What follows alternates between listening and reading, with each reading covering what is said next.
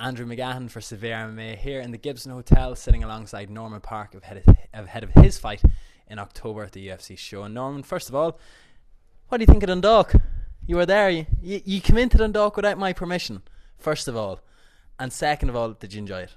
Well, we were actually looking for the other gym, but we went to, I think it was your gym, and one of the lads there was doing strength and conditioning, says, the gym you're looking for is just like way over this way here. So we bumped into another lad. I didn't know who the fuck he was. In town. He sent you to that gym as a laugh, I think.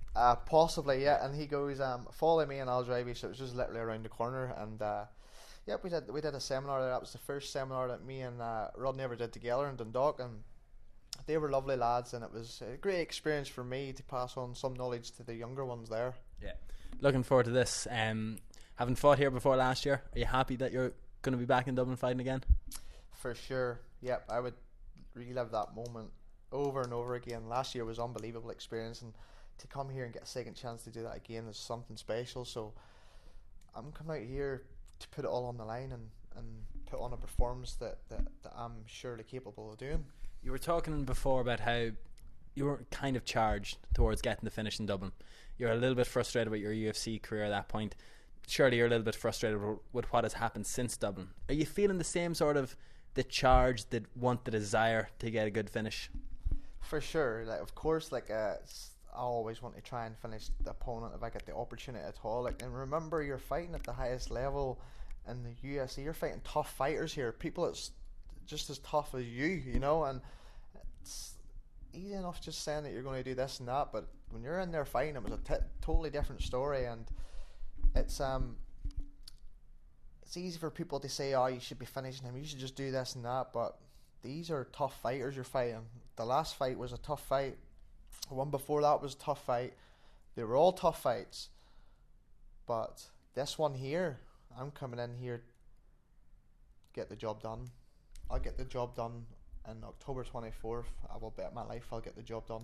You shared something on Facebook the other day. It seems like a lot of the fans that were voting on it through UFC.com are heavily picking you in this fight.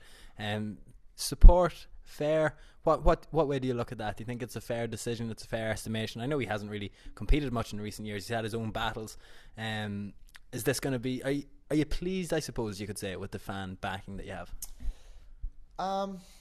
I know it said 83% voting for me to win, but I never really play too much to what people are saying, because for me, looking at him as an opponent, good matchup. He's a tough lad. He's a grinder like me, but I feel like I just got more tools than him. I feel like I'm a bit sharper than him everywhere, and I know the way he likes to fight. I know the way he likes to enter the clinch. I can see all that there, so I'm hoping we can stand and fight. That's what I like. We can stand toe to toe and fight. He says, I think he had an interview there about a couple of weeks ago. Someone tagged me in it saying that he wants to stand and fight. So no problem. I'll stand and fight with him. No problem. I'll not be shooting for no takedowns. So hopefully, if that's what he wants to do, then so be it. When it comes to stuff like this, though, because I know you are living proof, and you'll probably agree with me that don't leave it in the hands of the judges after your last, the couple of losses that you've dropped in the UFC, and fights that if they were fought somewhere else, you'd won 3 different judges, you'd have won. This is frustrating. Is this what's motivating you now more towards finishes? Possibly, yep. There's nothing better. The UFC love you to come into your opponent and just completely dismantle him and destroy him. That's what the UFC love. Joe Silva love it. Dana loves it. Lorenzo loves it. They all love it. And that's what the fans love, The fans want to see you coming in and putting on great performance and getting the job done. And that's what I plan to do here on October 24th. Come in here and fight to win rather than fight not to lose, If I fight like that there, then that's something I learned over the last couple of fights. The T-Bow fight especially, I fought not to lose. You could see I was very cautious against him. First big name opponent, and I felt kind of cautious fighting him. A bit nervous in a way, I'll admit that 100%. But now, fight to win, and you'll have the best fight of your life. Don't care what's going to happen. Don't care about that you lost 2 in a row and there's a possibility you could cut, because, don't get me wrong, that is in the back of your mind. But I'm coming here to fight like my life's on the line, basically. So he'll expect that. He'll know that whenever we're in there and when we're fighting. Do you think there is a certain element of charge, like, if I lose this fight I could get cut? Is that playing in your head, or do you just want to focus and just go out and be the best that you can be? I thought about that already. I thought about that after my last fight. I thought, right, okay, the UFC offered me a fight against someone in America. They did, and my knee was kind of messed up, and I really just wanted a bit of time away from thinking about fighting for a wee while. So I took a bit of time away, but it was still very hard not to think about it.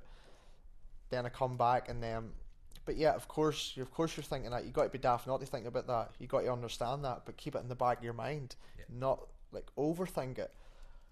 But the only thing for me is just to come in and fight and put on a good performance, because if I can put on that performance, I'll beat this lad, no problem. I know I can beat him. I know my striking's better than his, and he's mostly a wrestler. He wants to try and clinch to take you down. So if he wants to play that game, then it's going to be a boring fight. But if we come to strike, then it'll be an exciting fight. So if he wants to make an exciting fight, then we'll stand and strike.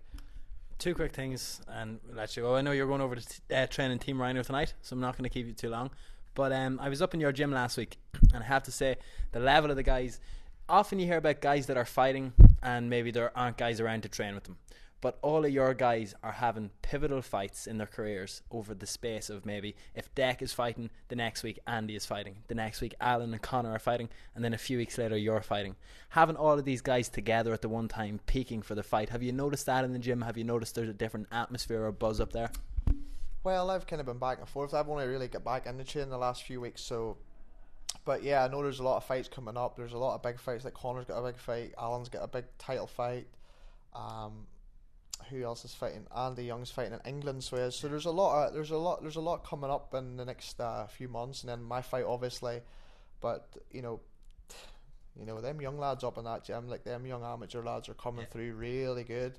You know, with all surely the stuff, that's the next wave of pros coming through as well onto the scene. But all the stuff that I've been, that I was shown whenever we were up there, like grappling stuff, like getting back to your feet. A lot of these young lads are doing that when I'm in sparring them, and I can tell. You can tell which one's going to be good, which ones. And they're the ones to watch out for. They know who they are. I'm not going to say their names, but they know who they are. They're tough. And when I'm in there sparring with them and you put the pressure on them, you can see that they're everything that I've been showing them or whatever, every time I've ever took a class, that they're listening and they're bringing it on board. Like, never lie on your back, get to your side, get back to your feet. But they're getting back defensively, and then we're coming back standing and striking, and they're good strikers. There are a lot of good strikers in our gym, so... It's just to see these young lads where they're at now, like they're 17, 18, 20. If I was to go back and fight them when I was that age, they would completely annihilate me, no problem. But it just shows you how much the game has advanced and how much that they can learn so much in a short space of time. They've only been training for about 3 or 4 years, the young lads in our club, and they're unbelievable. Unbelievable. Like, it's just a matter of time before they're ready to turn pro. And then finally, Team Rhino have experienced it, SPG have experienced it, multiple guys from multiple on multiple UFC cards together. Let's get a prediction in here. When are you going to be sharing the card with some of your teammates from Next Gen? Do you think that these guys are knocking on the door? The UFC will come sooner rather than later? Yeah, I'm sure. I believe any of them could step in and fight in a UFC card, no problem. It's I'm sure maybe in the not too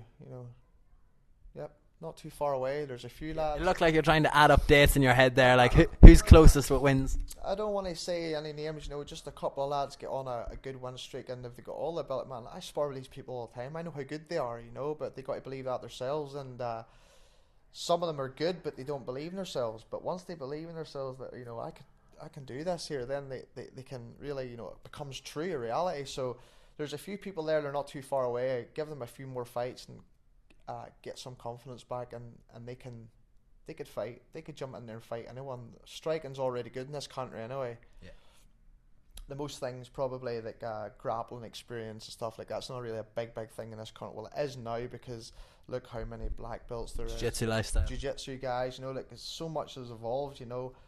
Like I come from a judo background, so I've already kind of had that there. But a lot of these lads are coming from good striking backgrounds, which.